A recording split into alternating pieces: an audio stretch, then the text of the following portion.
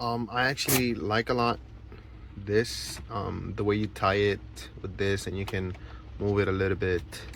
It's very handy. It's a little bit hard to move it, but that's expected. I think it's great.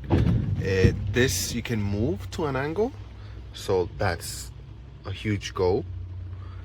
The only thing is, because it holds onto these things, it will eventually damage, but that's really depending on you. That's not really fault of this.